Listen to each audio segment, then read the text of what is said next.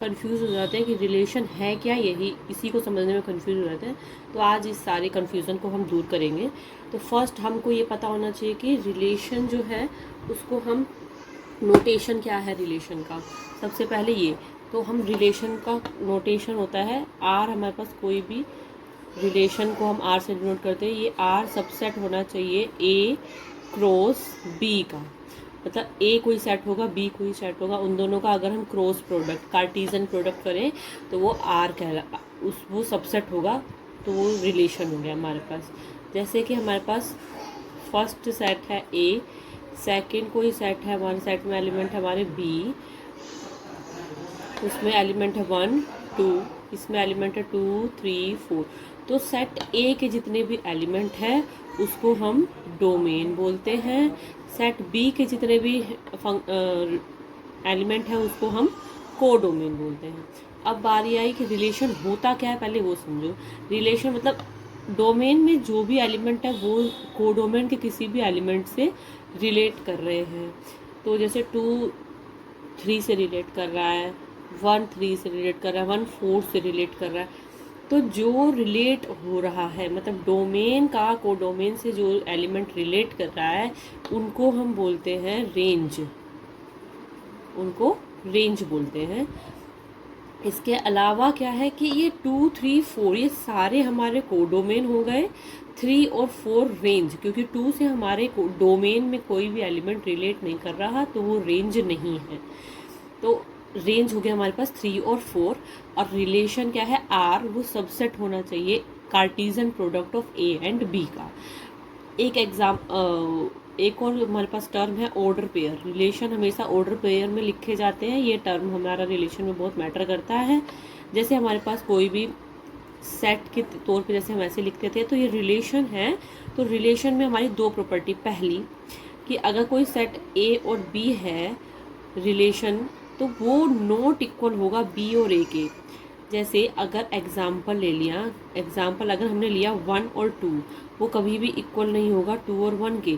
अगर 1 मतलब ये 1 जो है ये डोमेन है, ये 2 जो है वो कोडोमेन है। तो 1 अगर डोमेन है, 2 कोडोमेन है, तो 1 और 2, तो वो 2 और 1 के इक्वल नहीं होगा। और सेकेंड प्रॉपर्टी हमारी बोलती है अगर ए और बी इक्वल है सी और डी के, अगर ये दोनों इक्वल हैं भी, तो ये कब होगा, if and only if A is equal to C and B is equal to D. अगर ए सी के इक्वल हो, बी डी के इक्वल हो, सिर्फ तभी हो सकता है। तो ये हमारे रिलेशन के मेन टॉपिक्स थे जो हमको समझ में आने चाहिए। अब देखिए इसमें कार्टीजन प्रोडक्ट होता क्या है। जैसे हमने बताया कि आर रिलेशन जो है वो सबसेट होता है ए क्रॉस बी का, Cartesian product of A and B का। तो A and B Cartesian product निकालेंगे कैसे हम, तो वो कैसे निकाला जाता है, एग्जाम्पल ले लेते हैं हम। जैसे हमारे पास है कोई एक सेट ए जिसमें हम एलिमेंट है 1 2 एंड 3, एंड बी में हमने मान लिए कि एलिमेंट है 4 5 6। तो हमें इसका क्या निकालना है, कार्टीजन प्रोडक्ट निकालना है, मतलब ए क्रॉस बी निकालना। तो ए क्रॉस बी कैसे फाइंड आउट करते हैं, ए पहले लिखा है तो ए का एक एलिमेंट उठाओ 1, इसका प्रोडक्ट लो 4 के साथ, बी के 1 4। तो ये एक रिलेशन, अब ये रिलेशन बनता जाएगा। तो 1 का रिलेट हो रहा है 4 से, कोमा, फिर 1 किससे जाएगा 5 से जाएगा, फिर 1 किससे जाएगा 6 के साथ, फिर 1 का तीनों एलिमेंट के साथ हो गया। अब 2 की बारी, 2 का पहले किससे करेंगे 4 से, फिर 5 से, फिर 6 से। ठीक है। अब इसके बाद एक और एलिमेंट हमारा बच गया है 3, तो 3 वाला भी लिखेंगे, 3 का 4 के साथ, फिर 3 का 5 के साथ, एंड लास्ट में 3 का 6 के साथ। तो ये हमारे कार्टीजन प्रोडक्ट हो गए ए एंड बी के।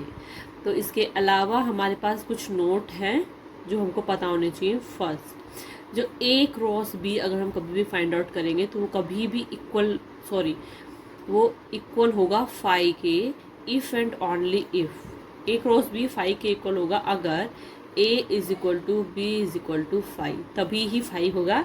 5 मतलब जिसमें कोई एलिमेंट ही नहीं बचेंगे। अब आप खुद ही बताइए, ए और बी में अगर एक भी एलिमेंट है तो उसका कार्टेशियन प्रोडक्ट हम निकाल सकते हैं, लेकिन अगर उस ए और बी में कोई एलिमेंट ही नहीं है तो उसका कार्टेशियन प्रोडक्ट भी क्या होगा 5 होगा। सेकंड, अगर इफ ए नंबर ऑफ ए कितने हैं, एम है, मतलब इसमें कितने एलिमेंट है, एम एलिमेंट है, एंड नंबर ऑफ बी, मतलब बी सेट में कितने एलिमेंट हमने मान लिए, एन, तो हमारे पास जो n number of A cross B, कि ए क्रॉस बी में कितने एलिमेंट होंगे वो कैसे पता चलेगा, एम एन, मतलब एम और एन को प्रोडक्ट कर दो उसके इक्वल आए।